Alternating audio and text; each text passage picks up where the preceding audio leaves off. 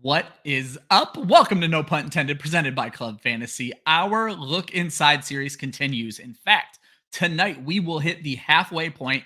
After this week, we will only have last year's 14 playoff teams to talk about, but that still leaves us three great squads to talk about tonight, and one of our best guests, the one and only Chris Allen from Fantasy Life, to talk about the Seahawks, Jaguars, and Bengals. Let's get into it.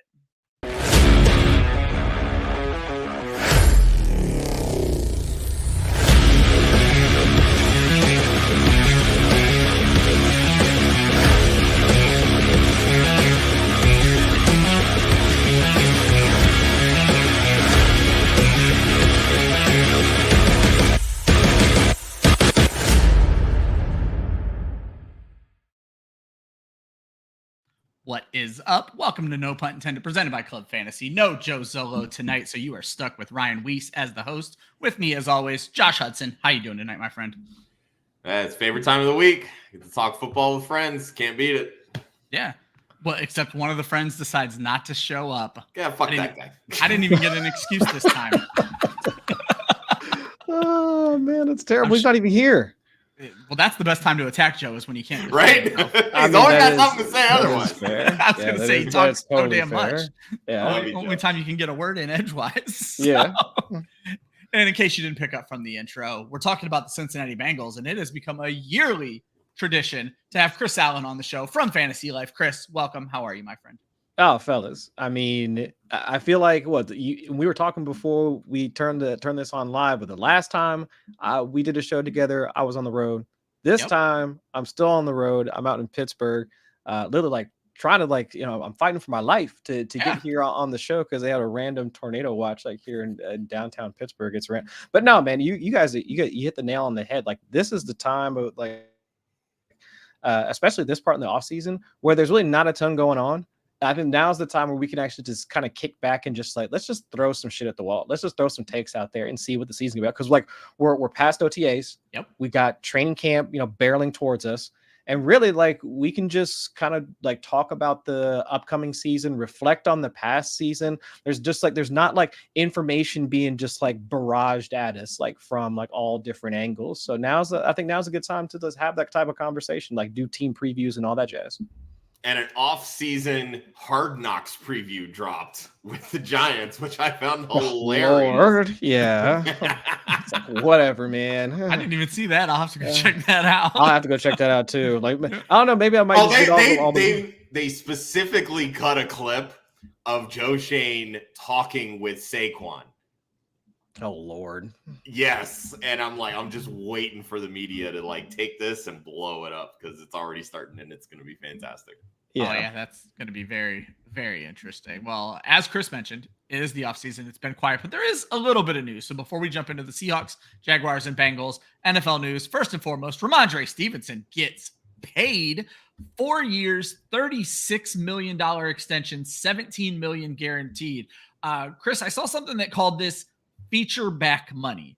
Do we think that's the case? Because they also, they didn't pay him quite as much, but they brought in Antonio Gibson to replace Ezekiel Elliott. They've always kind of had that complimentary back, but this is also a new Patriots team that seems to signify this is Rhamondre Stevenson's backfield. Yeah, I would say so. And to be quite honest, this is the way that they should go about building their backfield. Because if we're assuming that, so is it Elliott Wolf, the guy that I don't know, what's his title? Have they figured out what his title is supposed to be at this point? I think he's executive vice president or something like that. Yeah, it sounds like he's assistant to the regional manager, assistant to the regional manager. Yeah, that's what it sounded like.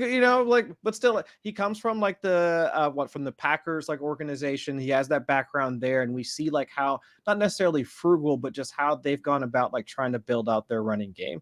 Whether it was even going all the way going back to the Eddie Lacy days, but they've gone out and they've tried to at least have that early down grinder, but that can also be somebody that can be at least competent in the passing game.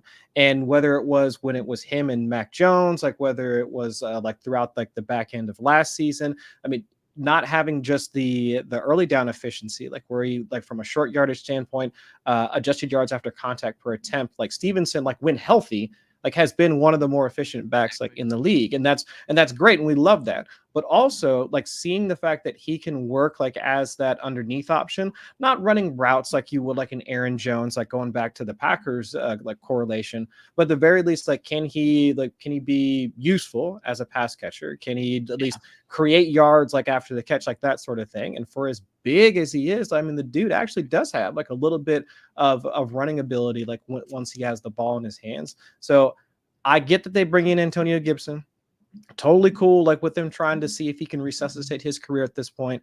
But we know that that's not going to be like, he's not going to have the same role as Rhamondre Stevenson.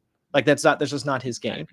So now if he can operate in that, you know, 3rd down, 2-minute obvious passing situation, that's fine. But as long as it's Stevenson, that's going to be the early down ball carrier. If it's still Stevenson, that will get some of those checkdowns every now and again. And it's definitely going to be Stevenson when they get into goal line type situations, which at this point, we have no reason to believe that it's not going to be. Then Stevenson should still be considered the starter. Where he's being drafted right now on underdog, I mean, he is definitely like one of those guys that if you do have that 0 RB type of approach and you're just building out wide receivers, you're buying into the elite tight end, you want to go elite quarterback, and you're really just waiting on drafting a running back, Rhamondre Stevenson, for the type of workload, even though it's not going to be on the hottest offenses, like he is definitely one of those guys that I do like to add it, like do like to target and kind of mix in like for like the guys that you can get like at where he's going right now. I love that. I talked about it when we did our Patriots preview, but Alex Van Pelt coming over, this is going to be a very similar style to the Cleveland Browns, right? Yep. So if Rhamondre plays that Nick Chubb role, Antonio Gibson with the Kareem Hunt role, both these guys are going to have plenty of value for fantasy. And when you're looking at Scott Fishbowl scoring, Antonio Gibson takes a big leap because of what he can do as a kick returners. Yep. Yes. Especially with the new, like the kickoff rules changing and all that. Yeah. Yep. Exactly. Before we move on, inquiring minds want to know, Scampers, I know you're out of town, but Scampers wants to know, what beer are you drinking? Now, I'm on the road, so I didn't have anything. Actually, it was my birthday yesterday. So like, but I didn't go out and, oh, thank you. Like I didn't go out and grab a beer. I was actually just walking through the area, and like I've been into like bourbon lately. So I did grab a bottle of like something from like a local distillery, I think like here in Pittsburgh. And I grabbed a bottle of that to have like, so I could toast my birthday. So no beer, but I am planning on I do still need to brew. I haven't brewed in like forever. Unfortunately, I've been so like busy. You're busy. You know, I mean, I got a couple things going on here and there, but yeah, I actually do plan on brewing because there is the brewing competition I typically do down in Cincinnati, like each year. It's actually the same weekend as the expo, but a friend of mine that he's actually the guy that taught me how to brew, like we go down together. And so I'll be brewing for that, and he'll take it down for me. I'll see if I can wind up picking up another award or something like that. But yeah, no beer tonight, unfortunately, but no, I'll be back in those streets soon. There you go. And then Brandon Aiyuk trade rumors are abound. Basically, there's talks about him being on his way to Washington to pair with Jaden Daniels. His feelings are hurt about the contracts that are being offered to him. I am of the ilk that I don't think he's going to move. Chris, where do you stand on that? No, I don't see it. For what's the terminology I've heard being tossed around right now is that the 49ers want to pay him like a wide receiver 2, but they want to sell him or have him traded for at wide receiver 1 prices. And that just ain't going to work. I mean, it's not going to work. And so like, I just don't see him moving, especially right now when the team is in their Super Bowl window. I mean, they basically gave it their best shot in order to take down like Patrick Mahomes. We just watched that about 4 months ago. And unless you really think a guy like Ricky Parasol and Juwan Jennings can come in and replace what Brandon Aiyuk has been for the team, then no, I don't see that happening. Josh? He's not moving. The Niners played the same game with Debo, and Debo got all up in his feelings, and then they finally came to an agreement. I don't know that the Niners are actually going to come to an agreement with Aiyuk, but it's too late in the season. I don't think they're going to get anything done. And basically, like Chris said, like they want, value in return for a wide receiver 1. While I firmly believe that he is and can be that, I don't see a team this late in the process making that type of deal, especially so far in advance of the 2025 draft. If we don't see a team's alpha get hurt, I just don't see a deal happening. And I think San Fran will pay him before that ever comes. Well, that's the thing. I'm not even 100% convinced that they pay him because of how much money they have tied up everywhere else. Because if you remember, after this year, Brock Purdy is due for an extension, right? Right. Like this is the window they're trying to keep to where they can pay all of their position players before they have to pay Brock Purdy some $50 million plus a year, which is kind of where the quarterback market is going. Yeah. But I think if they can withstand keeping Aiyuk on the 5th-year option this year, I believe they have an out with Debo after this year, and they can pay Aiyuk, scale down Debo, move him, cut him, whatever it may be, because in theory, Aiyuk is the better wide receiver, whereas maybe Debo might be the better overall weapon. Yeah. But in this day and age, you pay the wide receivers. You're not paying weapons. Right. Yep, I think that makes perfect sense. Guys, let's get into the look inside. We are going to start off with the Seattle Seahawks. Last year, 9-8. I believe they just missed the playoffs, if I have my math correct and I remember correctly. But 9-8, they did go ahead and replace Pete Carroll, though it was mutual. He moved to the front office. It is Mike McDonald, the former Baltimore defensive coordinator. New offense is going to be Ryan Grubb, who was the offensive coordinator for the University of Washington last year. And when I was doing the research, I don't think he has much, if any, pro experience. You're dealing with a completely college offense at this point. Projected starting offense, and this is using the underdog ADP as of this morning. Geno Smith going off the board as the QB23 with Sam Howell backing him up. Kenneth Walker is the RB1. Zach Charbonnet is the RB2. Kenny McIntosh, no draft capital, but coming in as the RB3. DK Metcalf at wide receiver 1. Jackson Smith and Jigba coming in ahead of Tyler Lockett, which I think defeats a lot of the narratives that we're seeing out there, but they are wide receiver 47 and wide receiver 51. Jake Bobo and D. Eskridge bringing up the back end there at 4 and 5, with Noah Fant being the lone holdover tight end from last season. And so what we do is we break down 3 of these players. Chris, I'm going to get started with you because yours is probably the most interesting because I don't know which direction you're going to go with this. You wanted to talk Tyler Lockett. I'm interested to hear what you have to say. Well, I wanted to talk Tyler Lockett because maybe I'm not understanding something. Like maybe something's just not clicking like up here. But why is it just the assumption that JSN is going to ascend into like this role that should make him flip Tyler Lockett? Like I understand the fact that he's now in his second season. It's supposed to be this better offense and all of that. But I mean, we're now projecting a role that JSN just didn't hold last year. Like when it came to 2 wide receiver sets, it was Tyler Lockett and DK Metcalf. Both of them were out there for 100% of those. Well, not 100%, but they were out there running like most of the routes like for that. And actually, like when the team actually did move into like 2 wide receiver sets, JSN was out there on like 2% of the snaps like for that, like 2% compared to what it was. Essentially like 24 and 25% like for Tyler Lockett and DK Metcalf. We saw how little like JSN was used like once they got into the red zone. That has been primarily a DK Metcalf and or Lockett like type of role. And even when they were used downfield, I mean, that was still something that was those types of passes were spread across all 3 of them.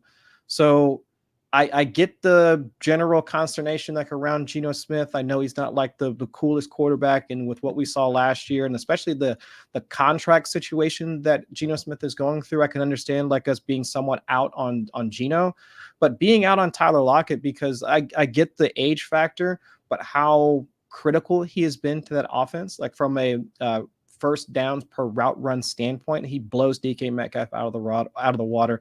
JSN as well, for how useful he is like to that offense. Just summarily saying, well, because he's older and JSN is younger, I'm reducing the argument down into that.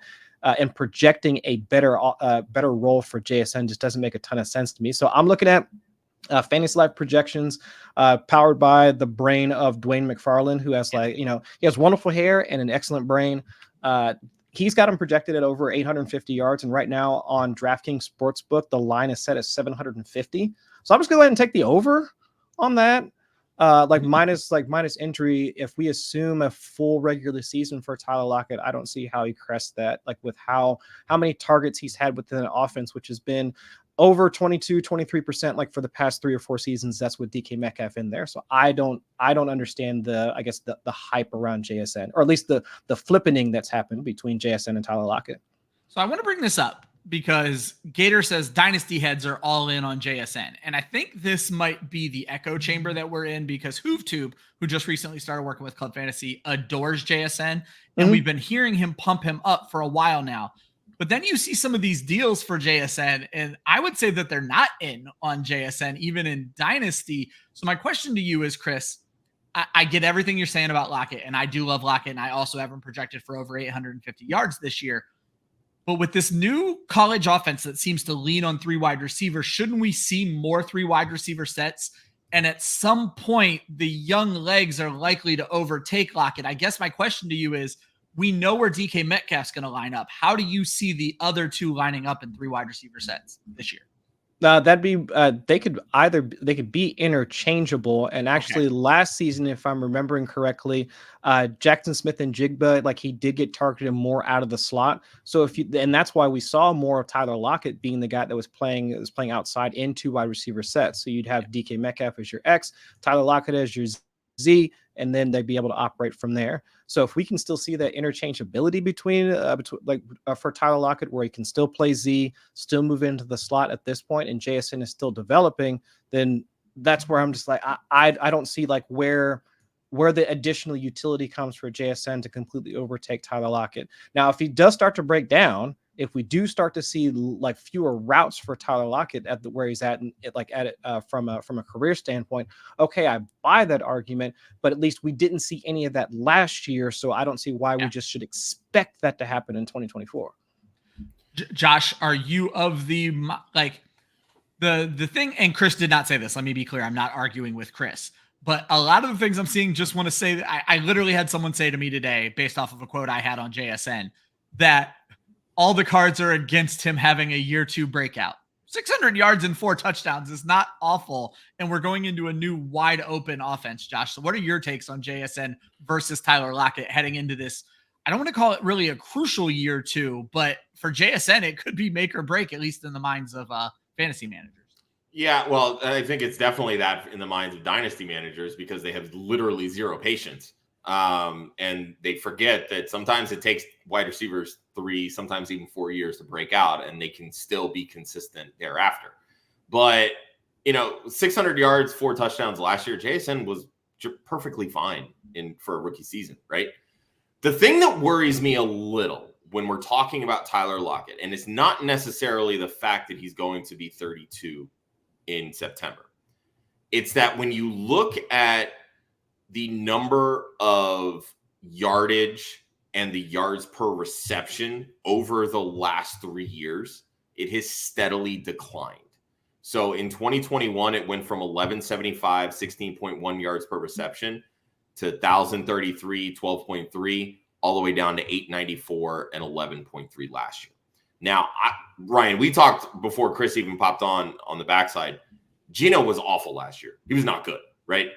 But even like his 2022 breakout, Lockett was not as good as he was the year before with Russ, right? So are we starting to see that decline already, and we're just kind of ignoring it because JSN didn't light the world on fire last year? Now, I'm not of the mindset that Lockett just goes away, but I don't think that you spend a first-round pick on a wide receiver to not give him the chance by the second year to take that leap. And I think that, to me, is the biggest part of this equation that maybe some people aren't factoring in. I do disagree in the sense that the ADP is a little warped, and I think it's strictly because of who's doing best ball drafts right now. It's a bunch of dynasty degenerates, and they all love JSN, right? Yeah. They're the ones that are putting him above Tyler Lockett. I was shocked. So that's why the ADP is the way that it is. But once drafts really start kicking off the end of July and more into August, people are going to see JSN. They're going to see Tyler Lockett, and they're going to know the name Tyler Lockett before they know the name JSN. And they're going to be like, why is this guy getting faded? This is the guy that I want right now. So I don't necessarily think that Tyler Lockett takes a huge step back. Like the way that I did my projections, I only have him at like 96 targets, I think. And I JSN a little bit more than that. But I'm definitely leaving some wiggle room to kind of move that up or down, just kind of, seeing how OTAs and everything shake out. But to Chris's point, yes, I think JSN is much more of a slot receiver than Tyler Lockett is. Tyler Lockett knows how to work and operate on the outside. We really have not seen that from JSN, even going all the way back to his Ohio State days. He dominated out of the slot. But here's the thing. We see all the time wide receivers in the NFL dominate out of the slot. If that's how they want to use JSN, even when there's two wide receivers on the field, they can still have him operating out of the slot, and he can be really good. Mm-hmm. So I don't think that's like it doesn't need to be a career death sentence for him, even in year 2.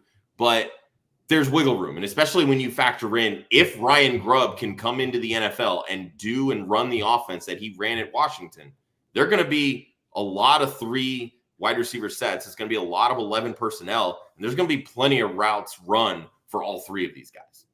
So really, we can sit here and say that both JSN and Tyler Lockett are a pretty damn good value. Mm-hmm. So what I find interesting about looking at them is they are only 4 wide receivers apart, but this is actually a gap looking at Fantasy Pros, but their numbers actually line up quite well with Underdog right now. JSN is the 47 on Fantasy Pros with the 79th overall pick. You drop to 51 for Tyler Lockett, but drop all the way to the 98th overall pick. 19 pick gap, which is almost a round and a half. And Chris, you use the term that they're interchangeable. And I find that interesting because in that case, though, I may like JSN better, Lockett is the better value. If these two guys have the exact same season, the fact that I got to wait a round and a half to grab Lockett in fantasy football where we're looking for value, that's going to benefit Lockett. Yeah, and honestly, there's no, I would say that the way that they're valued right now is that there's risk for that to happen for the people that are into JSN. Whereas if JSN and Tyler Lockett kind of have the same season, you're basically buying Tyler Lockett like more or less at his floor. But let's say if JSN winds up having the same year as Tyler Lockett, we're probably buying him at his, like, we're probably like drafting him at his ceiling. And so I definitely agree with the idea of Grubb can come in, more 3 wide receiver sets. And really, if anything, the thing that I'm more concerned about is what their play volume is going to be at. Last season, the Seahawks were dead last in terms of plays per game. Washington Huskies last season, they were about, I think they were running like 66, 67 plays per game. Now, 67-ish like plays per game in the NFL, that's like breakneck pace. Like that that's like Chiefs on freaking steroids. Oh yeah. But let's just say if they were moved to like league average, like type of play. So where essentially the Chiefs were at last year, I mean, you are talking like 3, 4, 5 more targets to spread across like the entire group, more plays for Kenneth Walker. I mean, just like the offense just has some more volume to it. So in that scenario, especially if they are running more 3 wide receiver sets, then the scenario then just becomes a bit more palatable, or like the idea becomes at least a bit more reasonable of both of them having similar seasons, where we know DK Metcalf will continue to be like the alpha of the group, sitting at a 24-25% target share. But then if JSN moves in, like kind of ascends to like a 17-18-ish% target share, and let's say Tyler Lockett takes a step back from 22-23% to 20-21%, then then now really it just comes down to just who catches more touchdowns. Exactly. And it's definitely possible, like given that type of scenario. Well, and I like what you said. You said the Lockett, there's an affinity for Lockett in the red zone just with the Seattle Seahawks in general. So that could definitely shake his way in the red zone. Josh, we've been talking about the 2 and the 3 forever, but you want to talk about the 1. DK Metcalf currently going off the board as the wide receiver 20. Yeah, I'm all in on Metcalf this year. I absolutely love the upside. This offense brings so much to love. I mean, if you need any evidence, Rhamondre basically played the role that DK Metcalf's going to play in this offense. I mean, you can make the argument that DK is not near the route runner that, Lockett and maybe even to some degree JSN, but he's so big, he's so fast, he's so physical, he gets down the field. 3 out of the last 4 years he's had over 1,000 receiving yards. Twice in his 5-year career he's top 10 or more touchdowns. Like, he's going to be the alpha in this offense. Just like Chris said, he's going to have that 24-25% target share, and for a team that in theory is probably going to throw the ball 600 plus times, that's a lot of targets.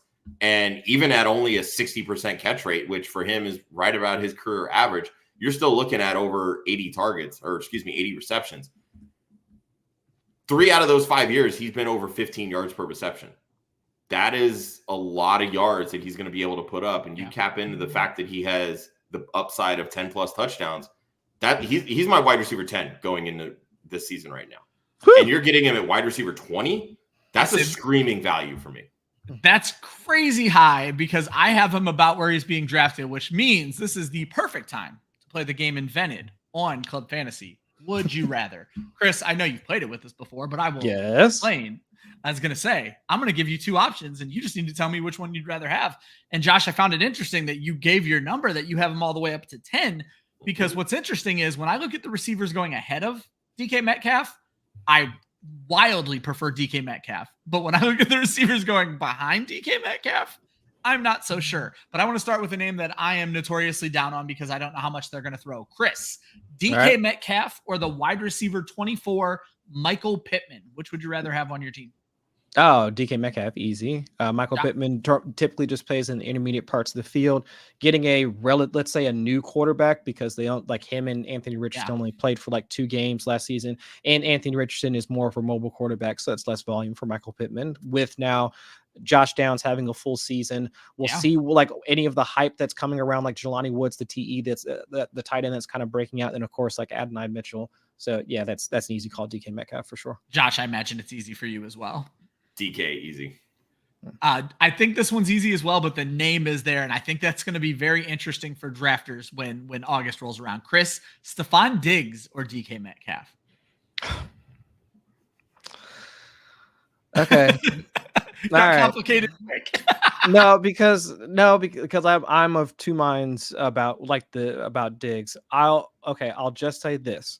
The analyst in me, the engineer in me, the analytically inclined person in me says that it should be DK Metcalf. Okay. But I'll just leave it at that. We'll leave it at that. We'll leave it at that. Gosh, I can't imagine Diggs is ahead of Metcalf for you. No, it's definitely Metcalf. But here's what I find interesting, right? Because both are in wide receiver rooms that have 3 really good wide receivers, right? Yeah.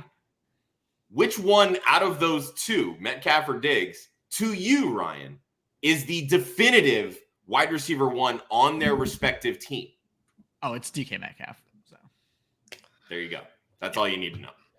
Which brings me to the next guy, and the one that really made me have to start where I started. DJ Moore or DK Metcalf, Chris? Give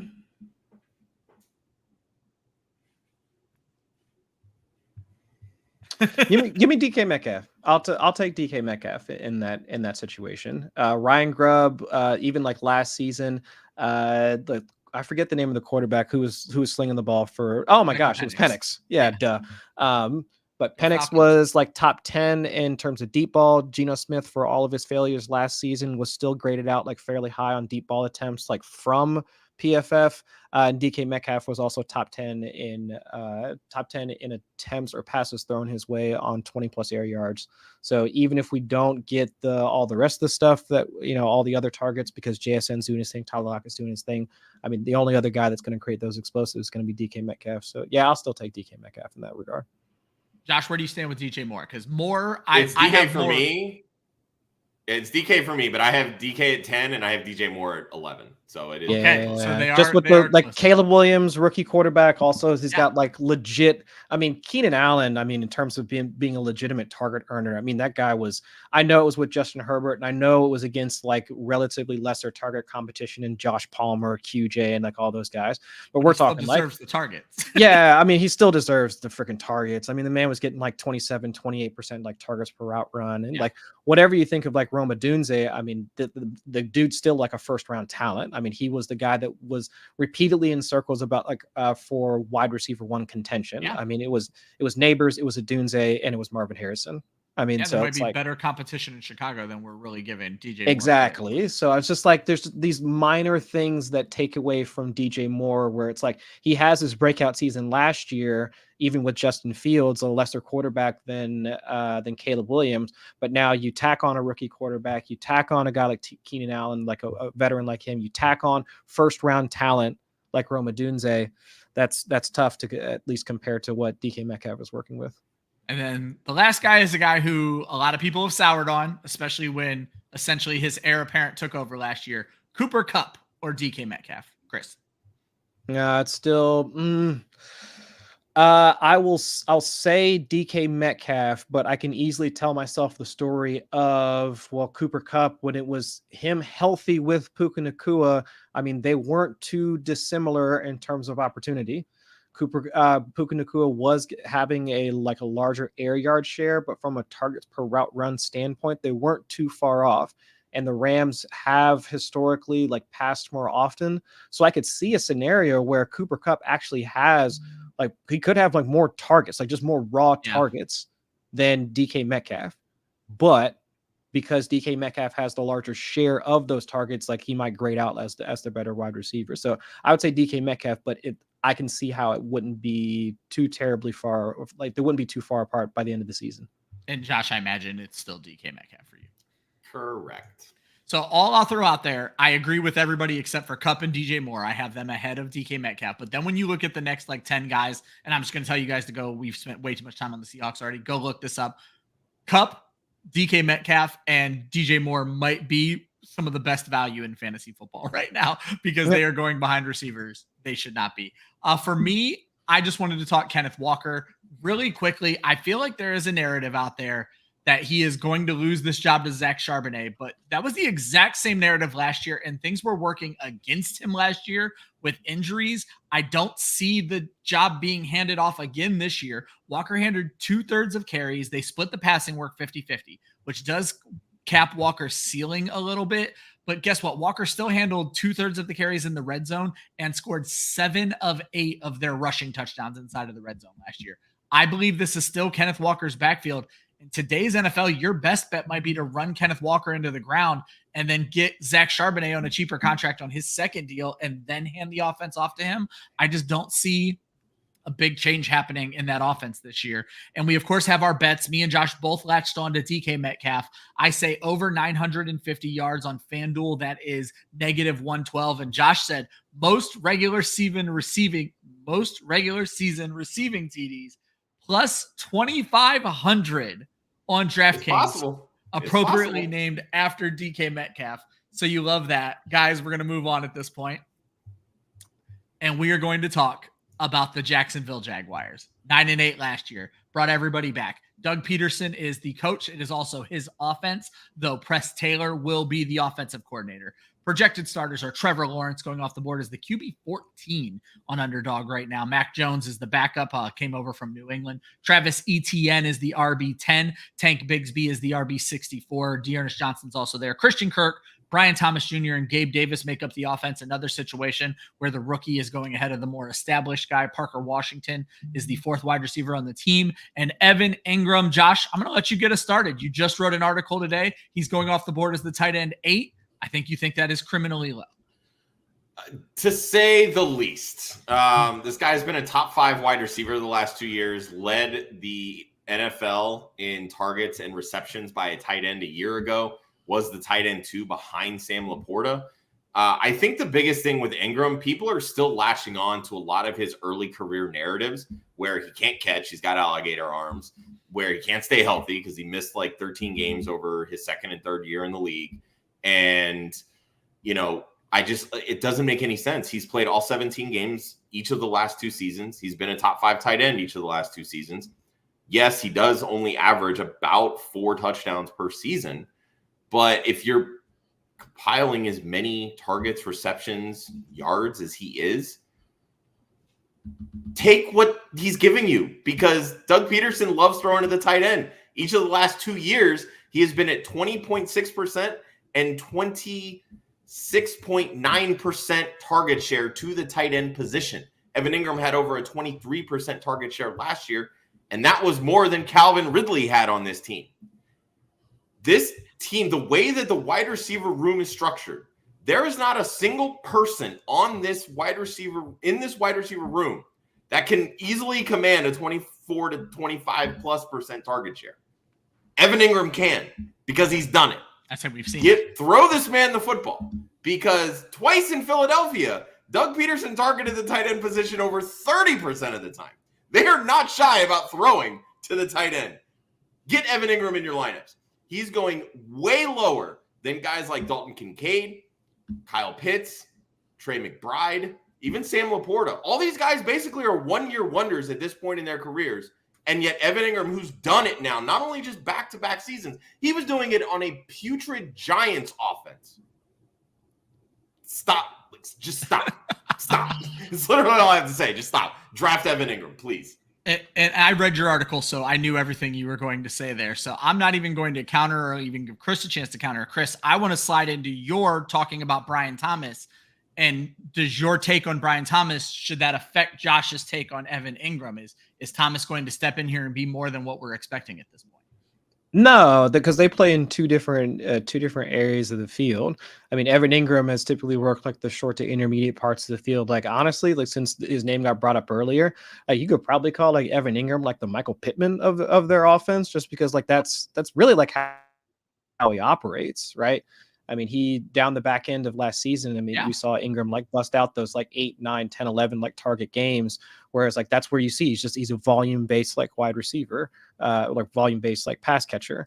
Whereas Brian Thomas, some of the I'll say questions about his ability like coming out of LSU, because they run more of that air raidish like type of offense where it's like QB is going to operate like primarily out of shotgun, 3 to 5 step drop, and I'm just going to let it fly. And then afterwards, I'm going to have a wide receiver that has some speed, is able to beat press coverage, and then just like blaze past the CB and catch the ball like 16 to 20-ish yards like down the field. And that was part of Brian Thomas's game. So I think the question was, well, can he actually be something more than a deep threat? Well, we just so luckily happen to have a number of metrics that can point us in that direction. I mean, one of the better ones that I've typically liked to use is going through Matt Harmon's reception perception and seeing like how receivers can operate just outside of the big plays, like the breakouts, the explosive plays that we see on highlights. I mean, and like most of Harmon's research like does indicate that he can be like I would say not your prototypical wide receiver one, like your Jamar Chases, or even just like if you want to go to a different archetype of wide receiver one or X receiver, like let's say going back to like your classic like DeAndre Hopkins like type of build, where it's like the big guy that plays on the line, beats press coverage, and wins in contested catch like type situations. I'd say that is more of the bucket that Thomas like falls into, where he for his final season at LSU did primarily line up outside, did primarily like line up as the X receiver, the guy that was going to be on the line, like facing like the opposing team's like top corner. So, but still, I mean, he had like, I think he was over like the 60th percentile in terms of being able to beat like man coverage. So it's like, if you want him to fall into that role, because they lose Calvin Ridley in the offseason, they draft Brian Thomas, and really the only other person, at least from a pass catching or target earning standpoint, that he has to compete with is Gabe Davis. And we know what Gabe Davis is at this point. 100%. And we know where Christian Kirk also operates on the field. It's like Brian Thomas can go off and do his own thing and essentially wind up out kicking his receiving line currently at DraftKings. I think was also at, well, let me double check that real quick and make sure, because I want to say 750. But that might not be correct. Yep, actually was 750. Yeah. Yep, 750.5 at -105 on DraftKings. And I mean, looking at the last like 10 years of data, most of the receivers, like the first year, the rookie wide receivers that have eclipsed like 750 yards, the minimum target share that I saw was like 14 or 15% in order to get you like over 750 yards. And you mean to tell me, like, just to set aside the draft capital argument for Brian Thomas for a second, because he was drafted 23rd overall, if memory serves. But just look at the targets that are available. And I know that vacated targets is not a real thing. Shout out to Peter Howard. But like, what's the competition there? Where else is Trevor Lawrence, who has traditionally been a guy that is that big game hunter, does like to focus downfield? We saw him taking so many shots to Calvin Ridley, to Zay Jones when Zay Jones was healthy. Yeah. And really, so now you're going to tell me that Gabe Davis is going to be that dude? Gabe Davis is now going to get over 120 targets? No, that doesn't make any sense to me. So 750 yards, like right now, I think our projections over at Fantasy Life, again, powered by Dwayne McFarland's brain, they think we have him over 850 at this point, if memory serves. I feel like right now a lot of the betting lines are so low on so many people. It's so easy. I feel like you're to just betting on them being healthy. Yeah, really. And that's the only thing that you have to bet on. But just looking at the opportunity that he just walks into, it's hard for me to see him not being able to do it. And I will say, all right, so I have to say it. I'm just gonna say one thing about Evan Engram. Okay. Pop quiz. How many red zone targets did Evan Engram get in weeks 1 through 12? Not a ton. These many. Oof. Not okay. Many. Guess how many did he get once Christian Kirk went down in week 12 and through the end of the season? So like a 6-game-ish stretch. I'll say probably that same amount, doubled in that 61. What? So over the 6-week stretch with Christian Kirk down, Evan Engram had 61 red zone targets compared to the 10 that he got over the 12 weeks prior to that. 61 that can't be right. And this is why we bring like all of his targets. And here's the thing: the year before, when people were on Evan Engram, he did all of his good work in the last 4 weeks of the season. So maybe this is a guy who you save till December, buy him at the trade deadline in fantasy football. That's what I'm saying. So it's and how much of a requirement tight ends need in order, for touchdowns that tight ends need. Yeah. So it's I get it. That's incredible. And Jamie brings up in the chat, yes, I understand vacated targets just don't go to the replacement, but they're still vacated targets. This team is going to throw the ball roughly the same amount of time they did last year. Yeah. That's 200 between those guys. So. Yeah. I mean, my biggest thing, when you're talking about Brian Thomas Jr. and kind of, with the similarities with his game to DeAndre Hopkins, for instance, my biggest thing is I just don't think he's going to develop into that in year one. So I think that his biggest skill set this year is basically Gabe Davis light. It's going out and, getting that, stretching the field, doing the whole big game hunting, right?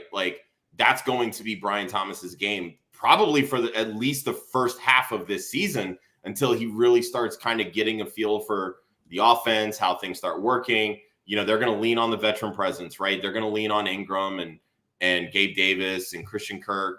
Obviously, Travis Etienne's going to have his role. It's 73 targets, I believe, last year. Yep. So, there's not going to be a lot of room, I think, for Brian Thomas Jr., at least right away, to be all right, I'm going to hit the ground running. I'm not saying he can't do it. I don't think he's going to. But I still, I have him right around a 14% target share on the year. That's where I have Brian Thomas. And I don't think that's crazy, in all honesty. I think the biggest thing is going to be how many is he getting deep, right? Are they all just deep targets? And he's catching maybe 55% of them at that point. But, because, we've seen some of these balls that Trevor Lawrence has thrown deep, and they're not always the prettiest. Calvin Ridley definitely put forth the best effort to try to catch as many of them as he could last year, but only came down with a small handful of them. But I don't know. It's going to be really interesting to see. And that's why I want to lean on Kirk and Engram more so in this offense, because they're the trusted guys that Trevor Lawrence knows. And that's really who I want, at the very least, for the first 8 weeks of the season until things really start to kind of shake themselves out. But Chris is telling you that for the first 8 weeks, Evan Engram might only see 8. Okay, so that's fine. Give me all the Christian Kirk early and the Evan Engram late. I'll take that too. That's fine. If you just have both of them, so you just have Christian Kirk in between the 20s, and then maybe Evan Engram can do his thing. See, I'll double stack at tight end, right? I'll get Evan Engram in ADP, and I'll double up with Hunter Henry later. Hunter Henry can be the early guy. Evan Engram. There you go. See, you already got it figured out. Big brain right here, baby. And then I wanted to end the Jaguars talk when it comes to Travis Etienne. And Chris, this is where my biggest bone with the fantasy community is after Etienne's rookie season, all we did was bitch and moan that we wanted him to be more involved in the passing game.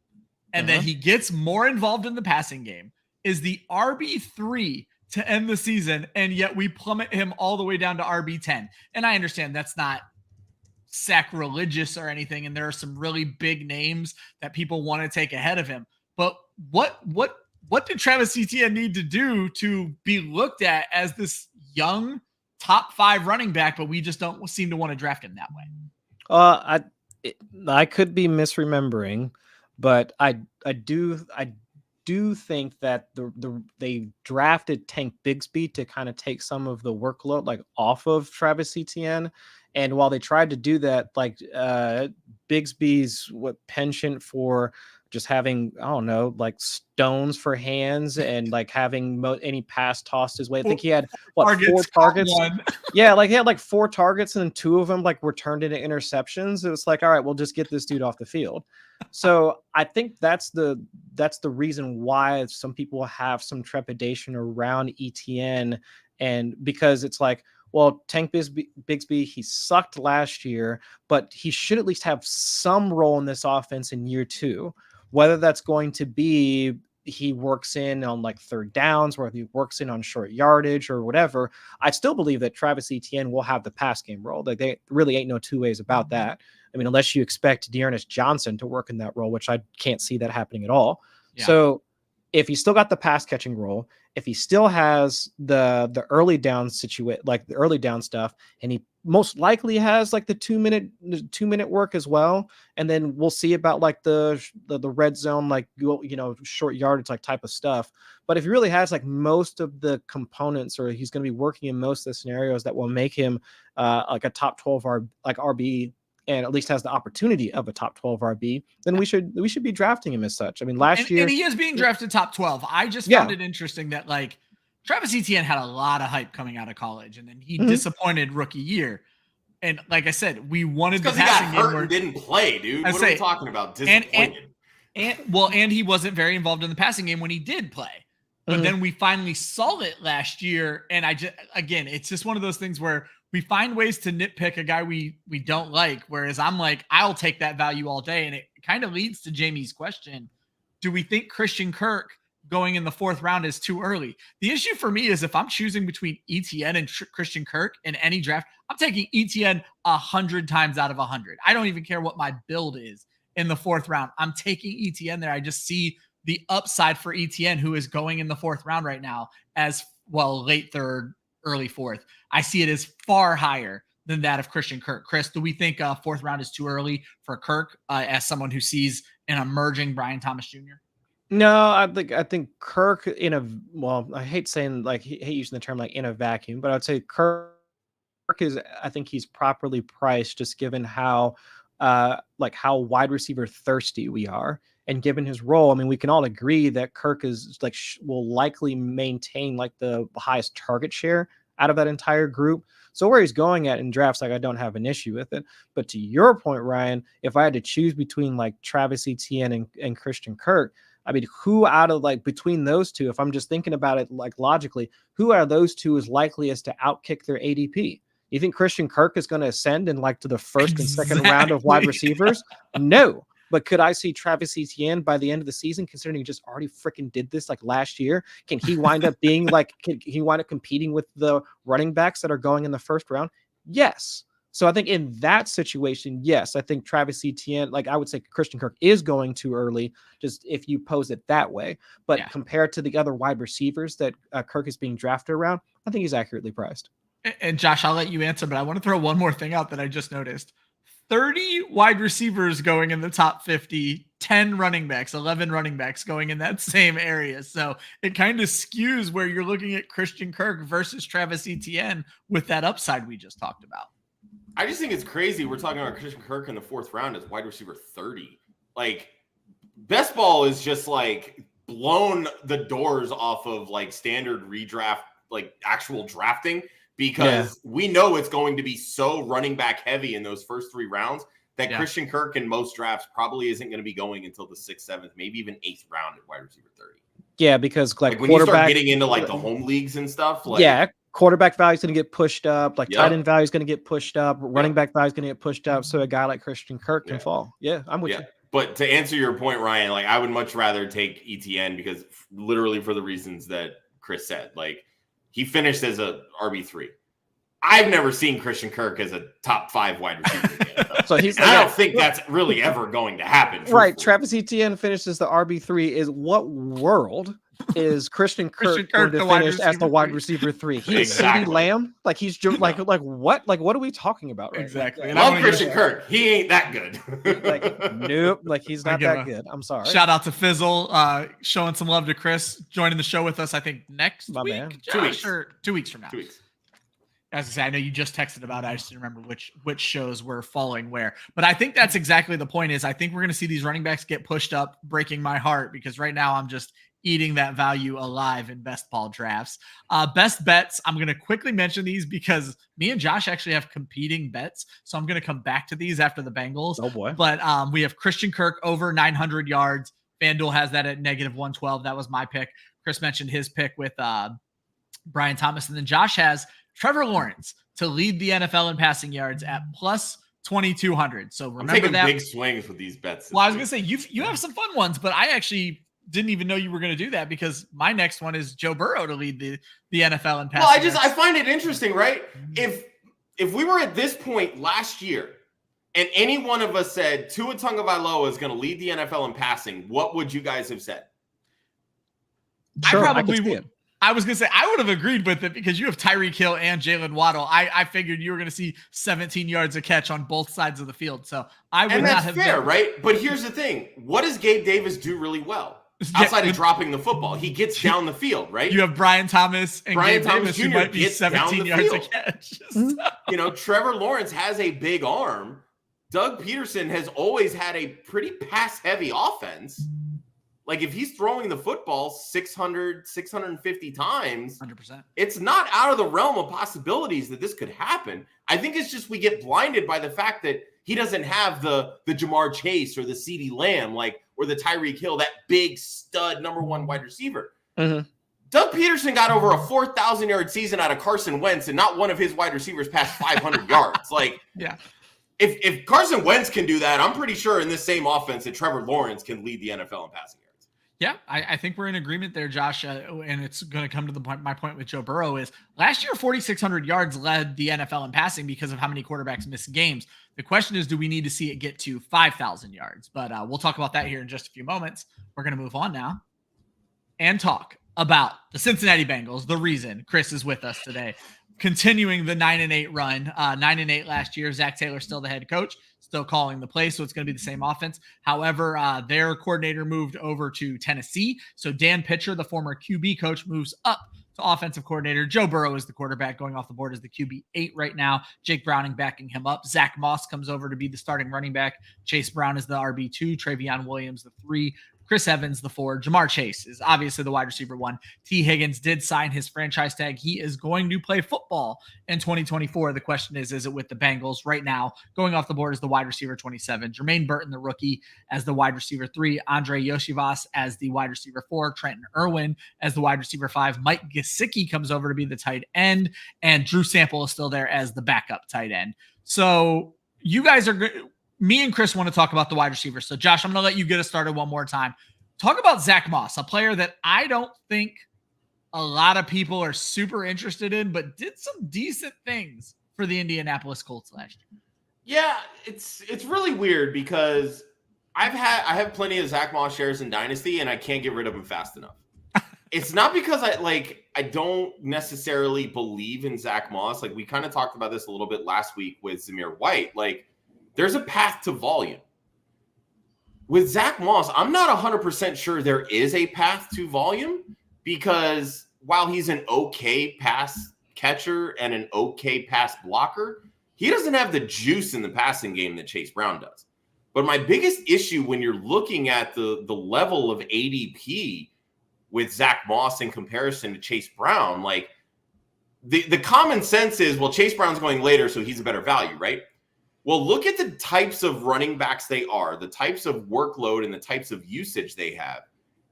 Tell me how much more valuable Chase Brown is in his little circle of valuable assets around him in comparison to Zack Moss. I actually would prefer Zack Moss at value. He had basically career highs across the board last year, but also had his second lowest yards per carry of his entire career. Yes, I understand it's only 4 years, but 4.3 yards is okay. It's not great. But we've also seen this offense be completely inefficient on the ground. Joe Mixon had 4 yards per carry season in the last 3 years. This is also a very low volume rushing attack. They have not crossed 400 total rush attempts the past 2 seasons. Zach Taylor only wants to throw the football. Yeah. So if you're looking at it from that perspective, Chase Brown is the one that you want because he's likely going to be the back that's on the field catching passes. But there's plenty of red zone work that I think can still keep Zack Moss propped up and still kind of keep him in that like RB2 range. But if you told me by the end of the season that he was an RB3, it would not shock me at all. Chris, Josh brought up a point that I wanted to ask you about as someone who follows Cincinnati closer than at least the two of us. Is the yards per carry a Joe Mixon issue, or is it they have built their entire offensive line around pass blocking? And maybe they're just not that good at run blocking, because we've seen a more efficient Joe Mixon, but obviously he's getting up there. But over the last 3 years, he has certainly barely hit that 4-yard mark, whereas Zack Moss is routinely over that 4-yard mark. Should we see a dip out of Zack Moss because of who the Bengals are, their team identity? So with all things, I mean, a little bit of column A, a little bit of column B. So the part about Joe Mixon and it's like being partly him, yes, part of it. The blocking scheme that he came out of when he was still at Oklahoma, right? Still in college, and then transitioning like into the league and then working with Cincinnati, vastly different. So like just him having to adjust that scheme, that's just not the way that he's particularly played. And so we saw that kind of bear out in like having to adjust, because the Bengals just like they use duo for a lot of their running plays just a ton, because that's just for, especially last year when Burrow came in with the busted calf, didn't really have much time to install anything different or like additional concepts like into the offense. So them having to integrate their running game with their passing game was just already set like behind schedule. Like They had so many things that they needed to do from a pass game standpoint. They're just like, well, we'll just figure it out in the running game. And that's what we see kind of bear out in the stats. But also to your point, the blocking portion of it, yes, that is like also like a part of like one of their bugaboos in terms of, we need to make sure that Joe Burrow stays upright. I mean, that's the reason why they lost the freaking Super Bowl. Like it's the team motto at this point. I'm pretty sure. I'm not upset about it. I'm not upset that they lost because whatever. Man, I still remember like I'm sitting in a bar, I'm sitting in a bar in Cincinnati when they were at the playing in the Super Bowl, and I was like, I think they can do it. Yeah. And they were driving, and then he got the sack, and that was like on a play like where Jamar Chase was just streaking down the field because the quarterback had fallen down. Yep. But when you have just an alien playing defensive tackle on the opposite side, I guess I can understand. And then you have turnstiles for offensive linemen. I can understand that. But yeah, they like their Frank Pollock, their offensive line coach, has been more, I guess not to say he's been more focused on their pass blocking than their run blocking, but that's just been their thing because that has been their team identity.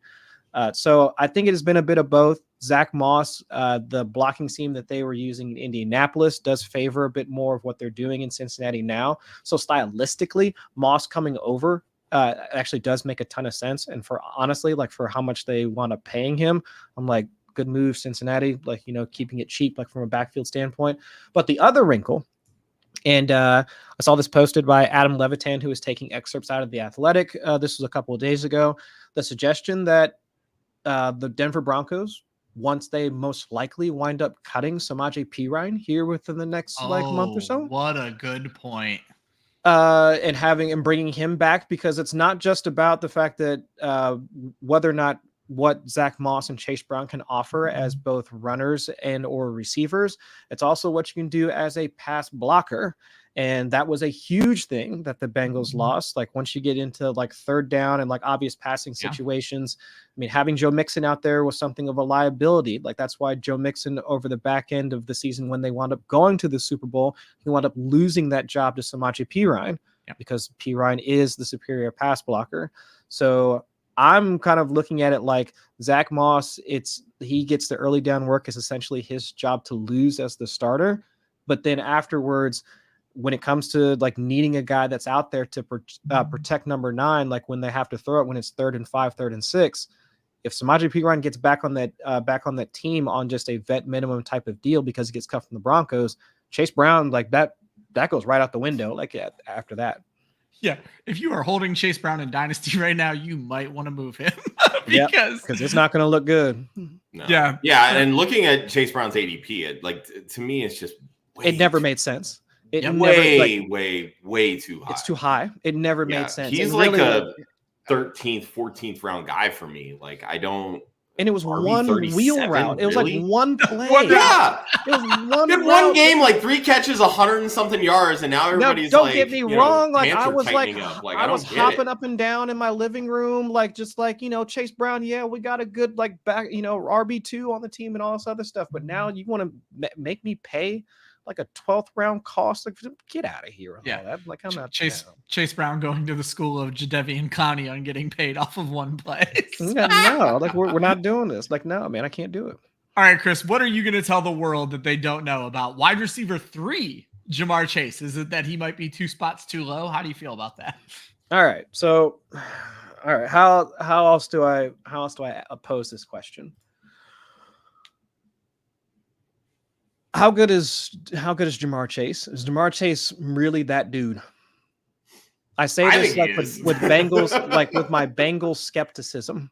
Interesting, because that's my take on T. Higgins. Well, see that's a whole other conversation. We'll get to that. So Rich Rebar over at Sharp Football. Excellent analyst, excellent person, awesome hang. But he put out like last year was his first time. This was with Joe Burrow healthy, was like the first time that his targets behind the line of scrimmage was north of 20%. They were around like 9-10% just this past season. His usage on screens was up. His targets from out of the slot were also up as well. So we've put Ja'Marr Chase like in this echelon of receivers, right? Like you just said, Ryan, he's going as the wide receiver 3. He's been up there since he came into the league. He's been up there with the Justin Jeffersons, the Tyreek Hills, the CeeDee Lambs, and all of that. But he plays the game differently, like than each of those guys. So I'm not questioning like how good of a player like Ja'Marr Chase is from a yards after the catch per reception, yards per route run just north of 2 just this past season, which is good, not great, but given the way that the team functioned last year, I can kind of see it. But his inability to really like beat a lot of like press coverage, they have had to like shift him around the formation, actually move him inside a lot. And we saw some of that bear out like just last year. It makes me wonder about like what his, like he might be great for fantasy because he's still going to be the alpha of like for the Bengals and all that. But where he sits in the echelon of actual like legitimate wide receivers, I don't know if he's at the same caliber of wide receiver as the rest of the guys that he's being drafted around. That's where I'm at. But but right now, 1,300 yards I think is where he's sitting at. I'll take the under. I think right now our projections enormous. Yeah, I think that's where. He had 12-16 last year. Right, and so it's like 14-55 his rookie year. Right, so with Burrow being healthy, him being healthy, right, because he fell on his ass in the middle of the game and wound up missing the game after, busted his shoulder against the Vikings. So like full 18 game or 17 game season, sure, he could probably get there. But if we do expect like T. Higgins to be back, if we do expect at least some sort of usage out of Jermaine Burton and or Mike Gesicki, 1,300, that might be a little bit of a stretch. So I'm taking the under on him. So let me ask you this, Chris, because you bring up like 20% of the targets were behind the line of scrimmage. How much of that do you think is more geared towards the fact that Cincinnati's offensive line feels like it's been a bottom 5 unit basically since Joe Burrow got into the league, no matter how much money they throw at different offensive linemen, and the fact that he was dealing with that calf injury to start the year, and then when he gets hurt, you're dealing with Jake Browning, who's done next to nothing in the NFL, and that they're just trying to get the ball in the hands of their best playmaker. Definitely a bit of both in that regard. But I would say though that, Who is it? Well, I wouldn't say that any of the other like wide receivers have dealt with the same thing. Like CeeDee Lamb, who's like typically operate out of the slot, but has been moved out to the Z position, like has also fared been pretty well. But Dallas has a better offensive line. So I think your point is well taken, Josh. That the way that they've constructed their offensive line and also the fact that Joe Burrow was hurt could have necessitated like some of that. So the hope is that maybe they do find some sort of sweet spot where we do get to see Ja'Marr Chase like be the guy that we thought like that he was in his rookie season, where he did actually play a bit more outside. He was that guy like that was facing like a team star corner. And he got, I mean, he had the rookie record for receiving yards until, his buddy from LSU came in and completely shot that out of the sky like the year after that. And then Puka Nacua came along like shortly thereafter. But it's like, can he be that guy? And but I think all of that stuff has to come together. Joe Burrow has to be healthy. Offensive line still has to be operating. And then of course he also has to be healthy as well for us to really see him be that wide receiver one that I think he can be. But I just think the way that the offense has been constructed and the injuries has kind of kept us from really seeing Ja'Marr Chase be Ja'Marr Chase. I think the biggest thing though, I don't think Zach Taylor's all that good of a play caller.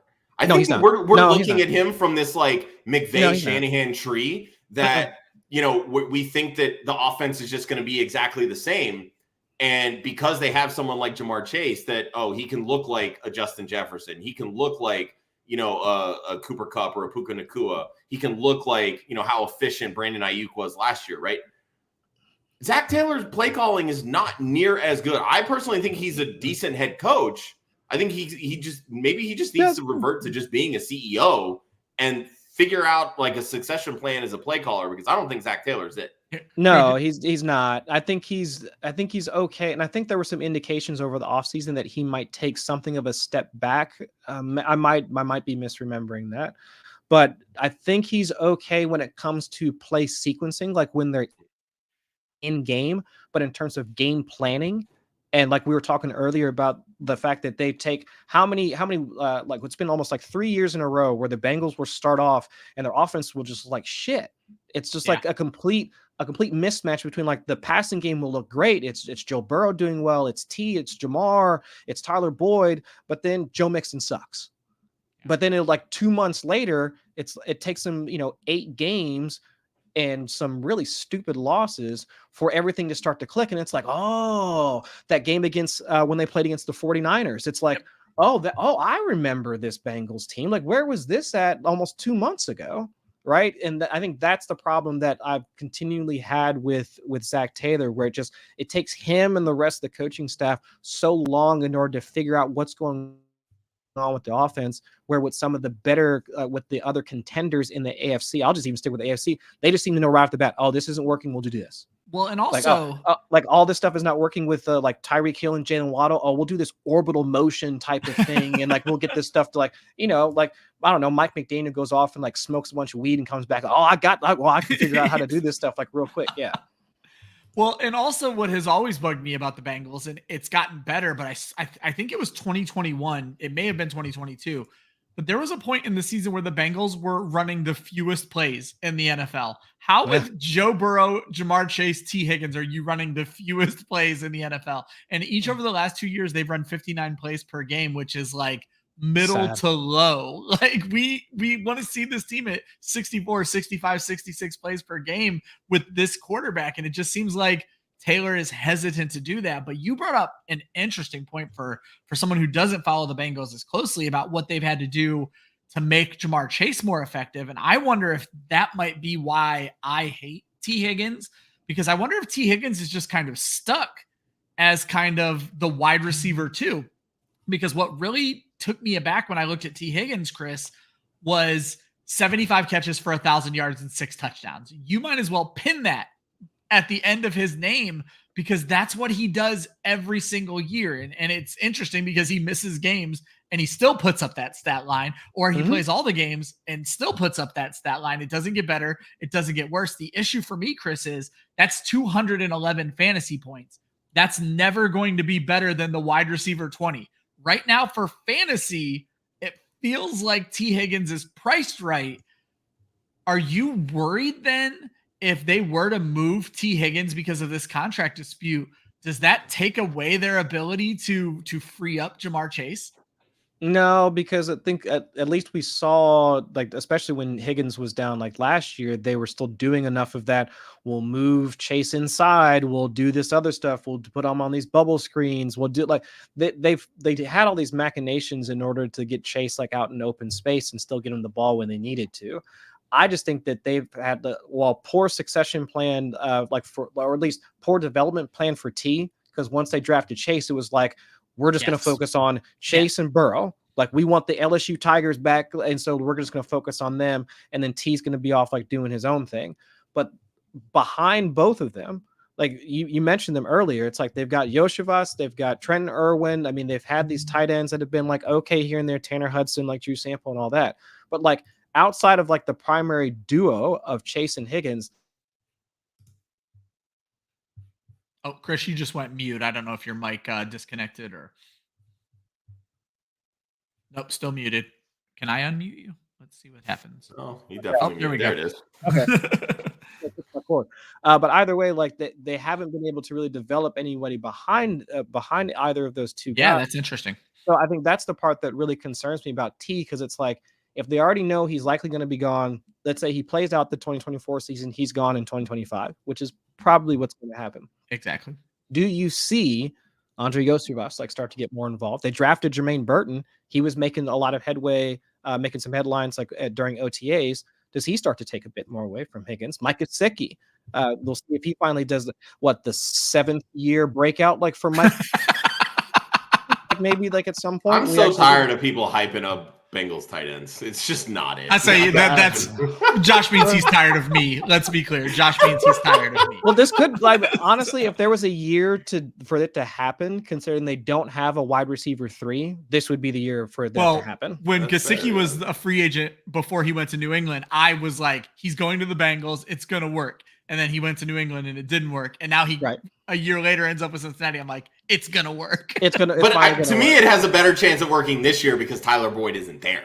Right. Yeah, and that's my only point. It's like where it could work is you just want a big body out there running routes to like, so if T's off doing his thing, Ja'Marr Chase is getting like cloud coverage. You want a third dude that can actually operate in the middle of the field. All right, Mike Gesicki can do that. If it's 3rd and 6 and you've got both of your guys covered and you need a dude that just gets you a first down, get you a bucket, Mike Gesicki can do that. And I think that could be how they see him being used in 2024. Might not be useful for fantasy unless it's in the red zone, but at the very least I can see that's how he gets deployed. So he might have some fantasy relevance for this season.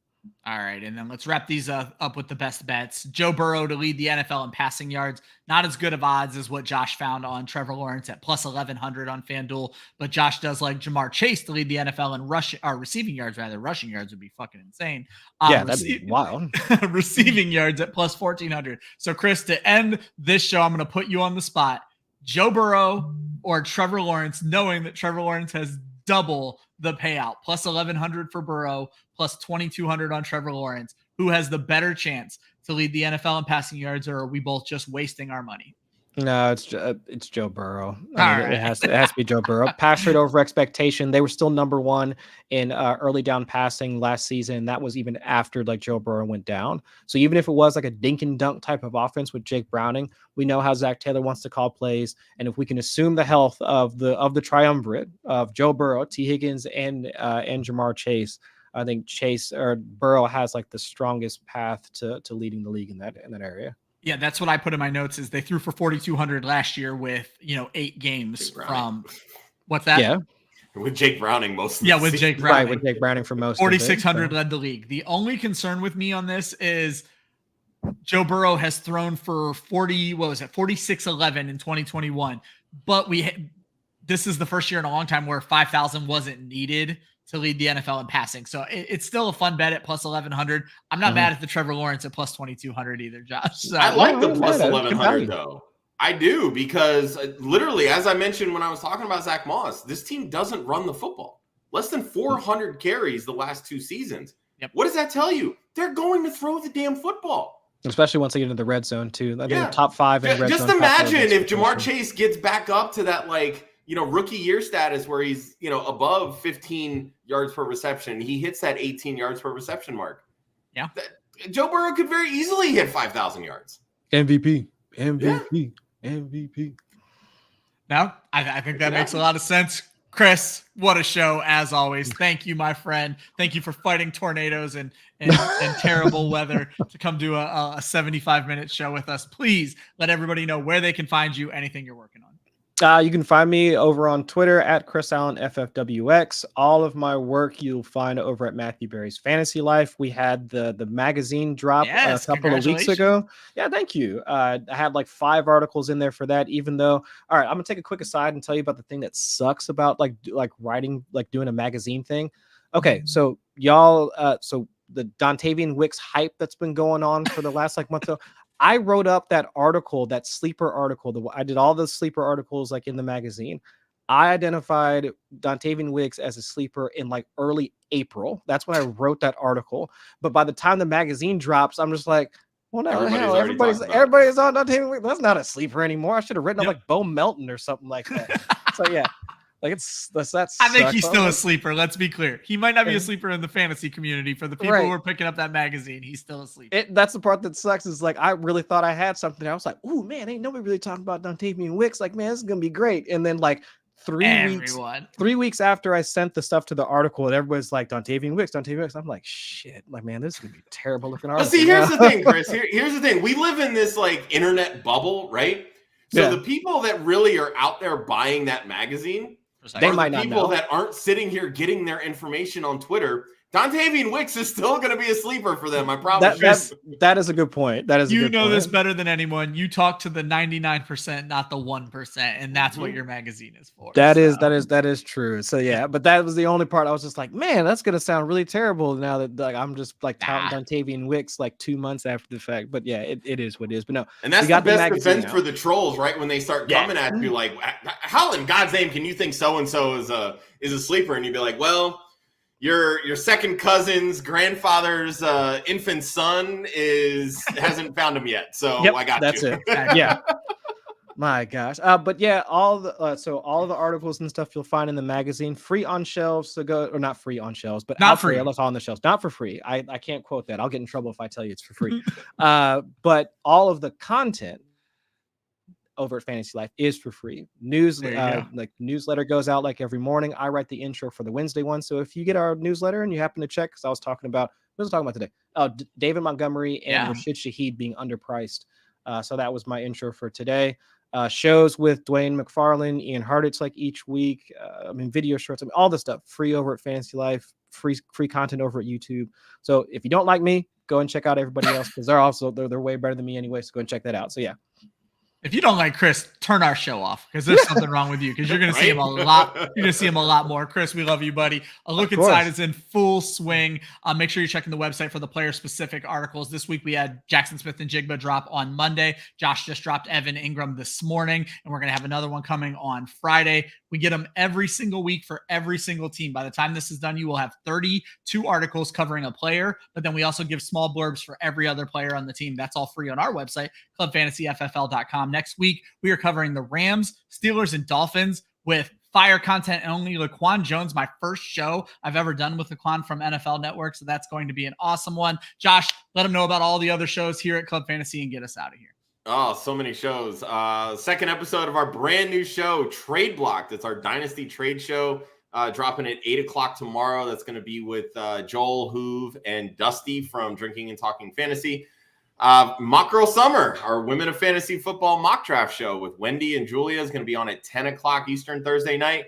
Special guest, Kendall Valenzuela from Fantasy Life. You know, it's funny because when you brought it up in the intro, Ryan, that every time we have, we talk Cincy, it's always Chris that comes on. Well, when we talk Seattle, it's usually Kendall. There you go. And I'm like, all right, maybe I can get both of them on this episode just for shits and giggles.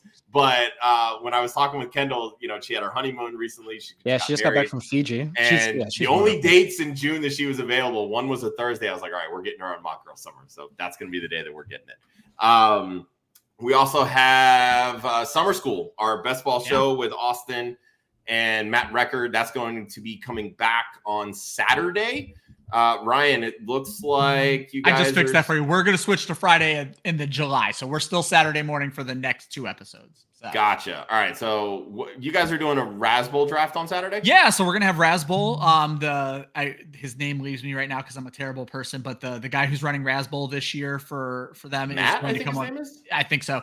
He's going to come on the show and talk Raz Bowl. It's a best ball draft. And then we're going to jump back into Scott Fish the week after. And one of the things I love to do with Mock It Like It's Hot is we don't need all Twitter talking heads. So a gentleman I met at last year's Scott Fish Bowl live in New York City, awesome guy, British accent. You can't wait to tune in and be able to check him out on Mock It Like It's Hot in 2 weeks. It's going to be a fun one for Scott Fish Bowl. That's going to be fun. Before I go do the Scott Fish Bowl live draft. Right.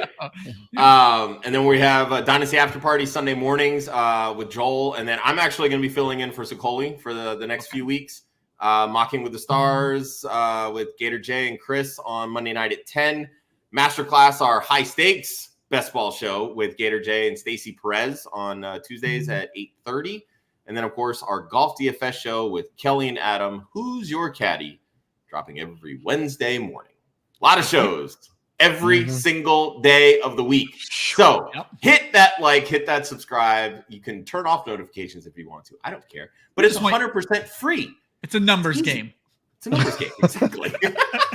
Hit the damn subscribe button.